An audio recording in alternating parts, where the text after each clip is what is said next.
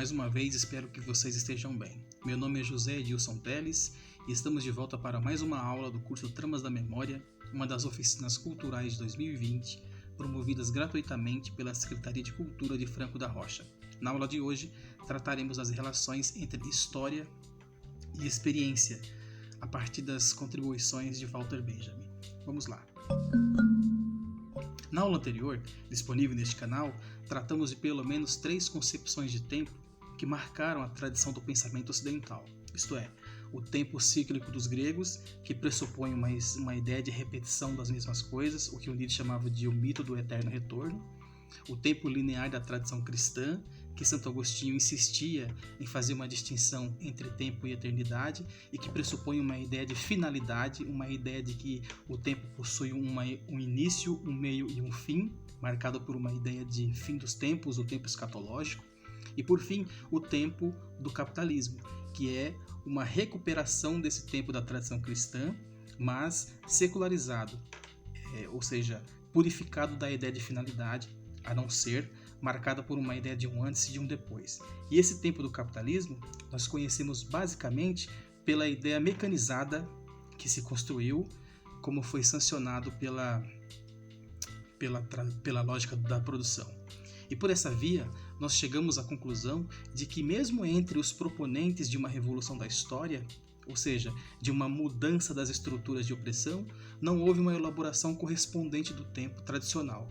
Ou seja, o tempo, mesmo nessas tradições do pensamento revolucionário, continuou sendo pensado a partir das estruturas tradicionais. Walter Benjamin constatou em diferentes ensaios os impactos do mundo moderno sobre as nossas concepções de tempo, história e experiência. Benjamin utiliza-se, por exemplo, das metáforas das relações entre o sonho e o despertar para falar do modo como o pensamento ocidental construiu essa ideia moderna do tempo. Segundo ele, a modernidade e sua expressão máxima, o capitalismo, é uma forma onírica do tempo, isto é, um sonho cego perante a história, uma época deitada, adormecida, ou seja, nós fomos deitar com a crença no progresso e não acordamos.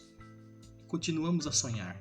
Daí a necessidade de interpretar esse sonho e investir num conhecimento crítico da história.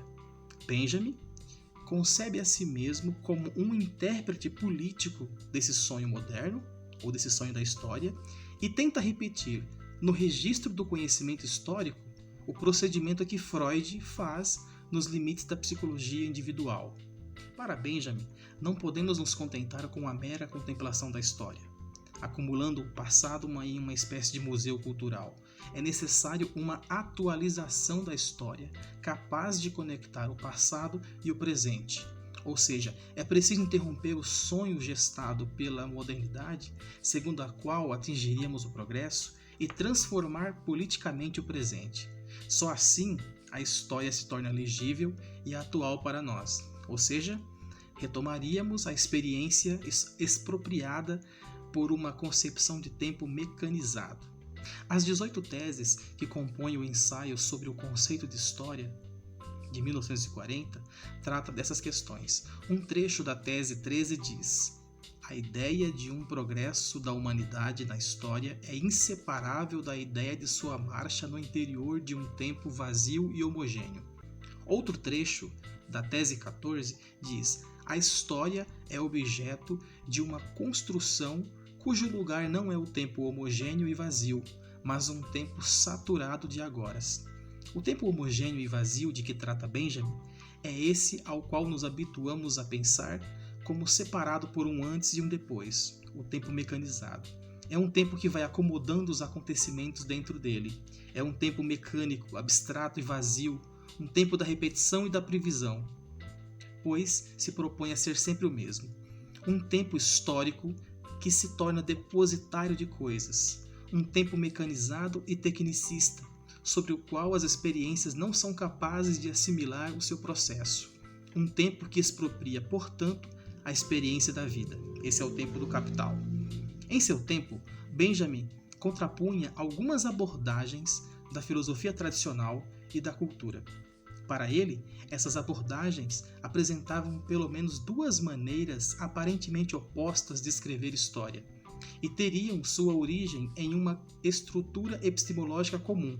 As duas concepções de história se apoiaram na mesma concepção de tempo homogêneo e vazio, como as teses 13 e 14 descrevem, um tempo cronológico e linear marcado por uma ideia de progresso. A primeira perspectiva é o que Benjamin chama de historiografia progressista.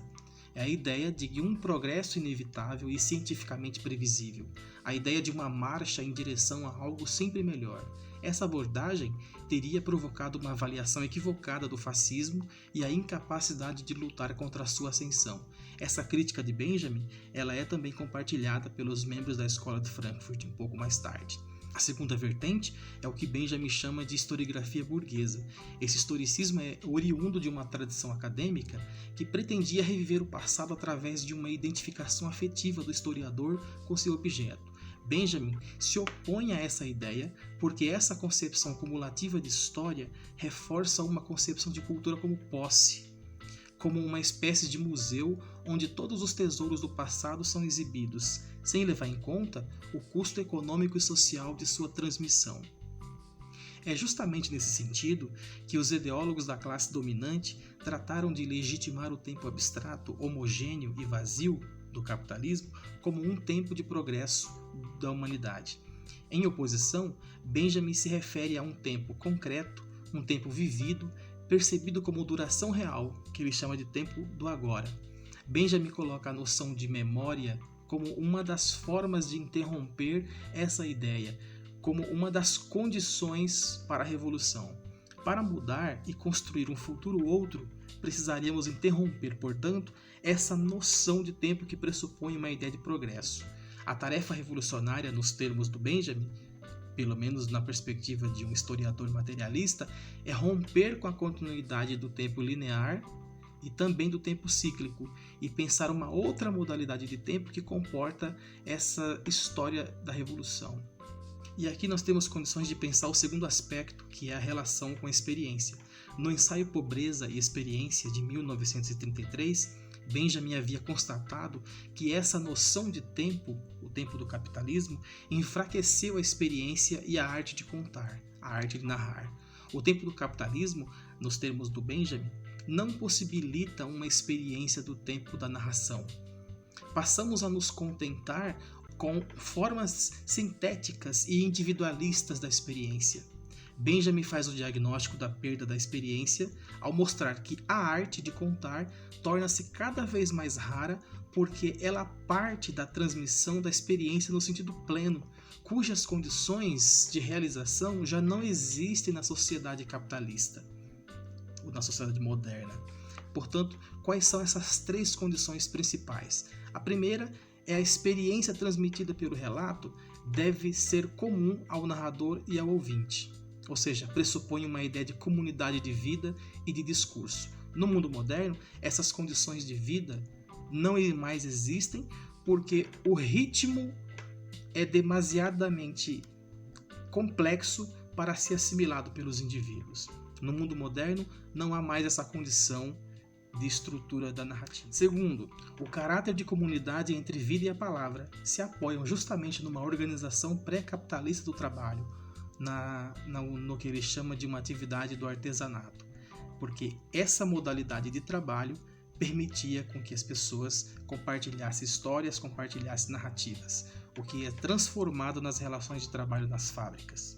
Portanto, o tempo da narrativa pressupõe também um tempo que não é saturado pela lógica do pensamento mecânico moderno. Portanto, nos termos de Walter Benjamin, a incapacidade de atualizar o passado a partir das preocupações do presente contribuíram fatalmente para o declínio da narrativa, para o declínio da arte de contar, para o declínio de uma memória comum, para o declínio de uma experiência realmente vivida.